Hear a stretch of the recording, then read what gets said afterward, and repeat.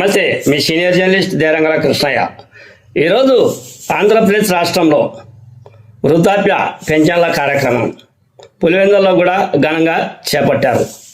ముఖ్యంగా ప్రతి నెల 1వ తేదీ వృద్ధులకు, ఆ తర్వాత వికలాంగులకు పెన్షన్లు అందజేస్తారు. ఆ పెన్షన్లు అందజేయడంలో మొత్తం రాష్ట్రమంతా 1వ తేదీ వస్తే వృద్ధులకు పండుగ వాతావరణమే అని చెప్పవచ్చు.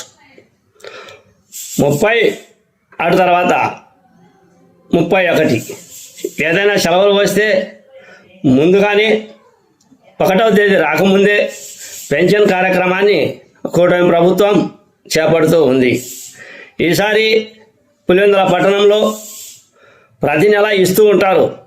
ఈసారి పులివెందుల పట్టణంలో పులివెందుల ఇన్ఛార్జి అయినటువంటి బీటెక్ రవి చేతుల మీదుగా పులివెందుల పట్టణంలోని బేతేల్ చర్చి వద్ద వృద్ధులకు పెన్షన్ ఇచ్చే కార్యక్రమాన్ని ఉదయమే ఈరోజు నమస్తే, మీ సీనియర్ జర్నలిస్ట్ వీడియోలో చూడండి.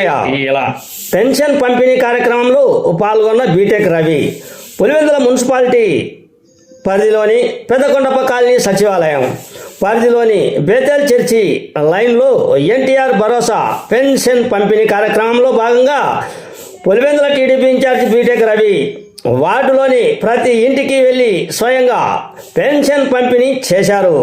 బీటెక్ రవి ఈ సందర్భంగా మాట్లాడుతూ కూటమి ప్రభుత్వం ఎన్టీఆర్ భరోసా పెన్షన్ నెలలో 1వ తారీఖుని ఖచ్చితంగా ప్రతి ఇంటికి పెన్షన్ పంపిణీ చేయడం జరుగుతుంది అని, గత ప్రభుత్వంలో ఉపాధ్యాయులకు కానీ ప్రభుత్వ ఉద్యోగులకు కానీ నెలకు జీతం సరిగా ఇచ్చేవారు కాదని, కానీ నేడు కూటమి ప్రభుత్వం ప్రతి ఒక్క ప్రభుత్వ ఉద్యోగికి మరియు పెన్షన్దారులకు 1వ తారీఖు ఉదయాన్నే వారి ఇంటికి వెళ్ళి పెన్షన్ పంపిణీ చేయడం జరుగుతుందని, ఇది కూటమి ప్రభుత్వం పేద ప్రజల పట్ల ఉన్న శ్రద్ధ అని ఆయన తెలిపారు.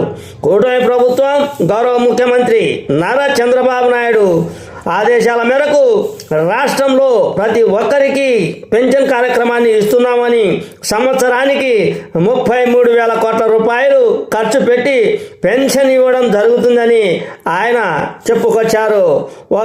మన ఆంధ్రప్రదేశ్లో మాత్రమే కూటమి ప్రభుత్వం ఈ విధంగా పెన్షన్ కార్యక్రమం పంచడం జరుగుతుందని ఆయన తెలిపారు. సూపర్ 6 పథకాలు ప్రతి ఒక్క పేద ప్రజలకు అందించడం జరిగిందని, గత ప్రభుత్వంలో రాష్ట్రాన్ని పూర్తిగా నాశనం చేశారు అని, కానీ నేడు కూటమి ప్రభుత్వం వాటిని అన్నింటినీ అధిగమించి ప్రతి ఒక్కరికి న్యాయం చేస్తున్నారు అని, అభివృద్ధిలో ముందుకు పోతుందని ఆయన తెలిపారు. ఈ కార్యక్రమంలో మండల అధికారులు, సచివాలయ సిబ్బంది, కూటమి నాయకులు, కార్యకర్తలు పాల్గొన్నారు.